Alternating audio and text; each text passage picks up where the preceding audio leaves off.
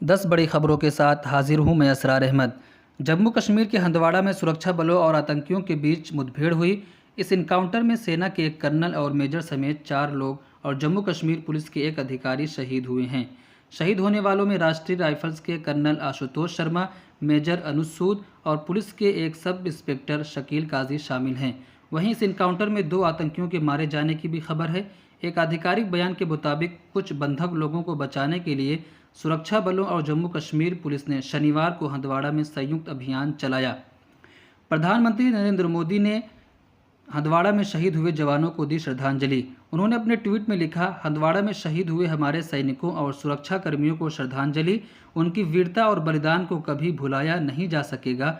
उन्होंने बहुत ही समर्पण के साथ राष्ट्र की सेवा और हमारे नागरिकों की रक्षा के लिए अथक परिश्रम किया है।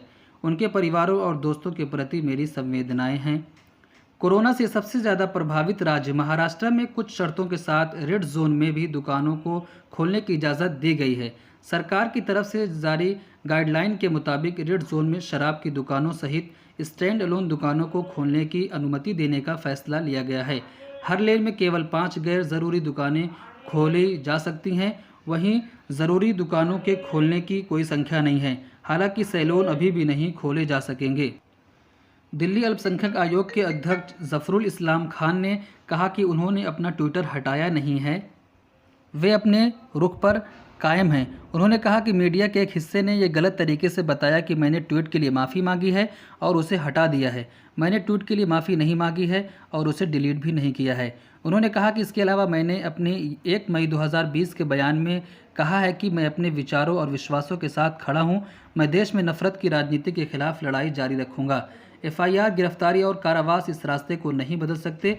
मैं अपने देश, अपने लोगों, भारतीय धर्मनिरपेक्ष राजनीति और संविधान को बचाने का रास्ता हमेशा से चुना है।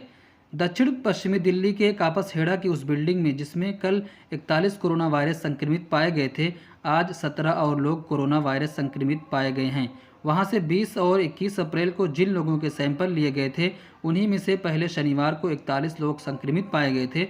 अब 17 और लोग संक्रमित पाए गए हैं और अभी भी सारे सैंपलों की रिपोर्ट नहीं आई है।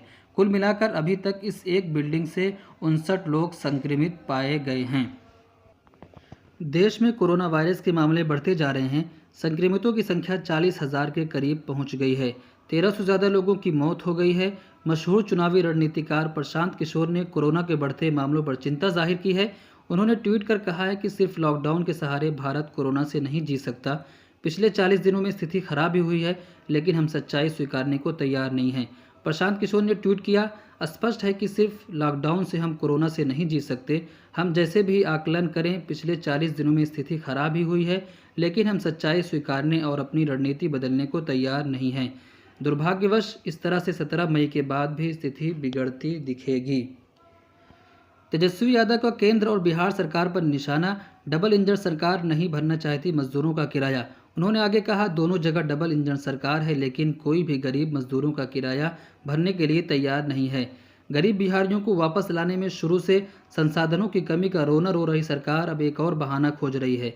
तेजस्वी ने कहा, सरकार एक तरफ 1,000 रुपये देने का ढिंढोरा पीट रही है और दूसरी तरफ राज्य सरकार के पास गरीबों का किराया देने का पैसा नहीं है। बिहार सरकार नैतिकता की सारी मर्यादा भूल चुकी है। संयुक्त अरब अमीरात में 1,50,000 से अधिक भारतीयों ने कोरोना वायरस संक्रमण की रोकथाम के लिए जारी लॉकडाउन के बीच घर लौटने के लिए ऑनलाइन पंजीयन प्रक्रिया के तहत भारतीय मिशनों में आवेदन किया है। मीडिया में आई खबरों के मुताबिक इसकी जानकारी दी गई। भारतीय मिशनों ने कोरोना वायरस महामारी के कारण जारी लॉकडाउन के कारण यहां फंसे तथा घर लौटने के इच्छुक भारतीयों के लिए पिछले सप्ताह ऑनलाइन पंजीकरण प्रक्रिया शुरू किया था।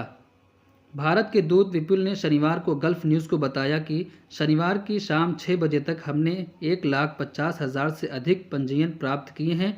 उन्होंने बताया कि उनमें से 1/4 ऐसे हैं जो अपनी नौकरी गंवाने के बाद देश लौटना चाहते हैं। चीन पर दुविधा और सुविधा की राजनीति में फंसे हुए हैं ट्रंप। अमेरिका और चीन के बीच की पुरानी रंजिशें कोविड-19 की महामारी और आने वाले अमेरिकी राष्ट्रपति चुनावों की वजह से एक बार फिर परवान चढ़ती हुई दिख रही हैं। इस हफ्ते दोनों देशों की जुबानी जंग फिर इंतहा पर पहुंच गई। आखिर चीन पर अमेरिका जिस तरह से तलखी दिखा रहा है, इसके पीछे उसकी रणनीति क्या है, उसे क्या हासिल होगा, ये देखना होगा। सेना ने मनाया कोरोना वायरस डे। कोरोना योद्धाओं को भारतीय सेना का सलाम। देश में सबसे बड़े दुश्मन कोरोना वायरस के खिलाफ लड़ रहे कोरोना योद्धाओं को आज भारतीय सेनाएं खास अंदाज में शुक्रिया अदा की। इसकी शुरुआत दिल्ली पुलिस वार मेमोरियल पर सेना के हेलीकॉप्टर द्वारा फूल बरसाने से हुई। दिल्ली के कई अस्पताल जो कोरोना के मामले को देख रहे हैं, उनके ऊपर भी सेना के हेलीकॉप्टर फूल बरसाए। कोरोना वायरस के सम्मान में एयरफोर्स के विमान फ्लाइट पास्ट करें। सेना ने आज के दिन को कोरोना वायरस डे के नाम से याद किया।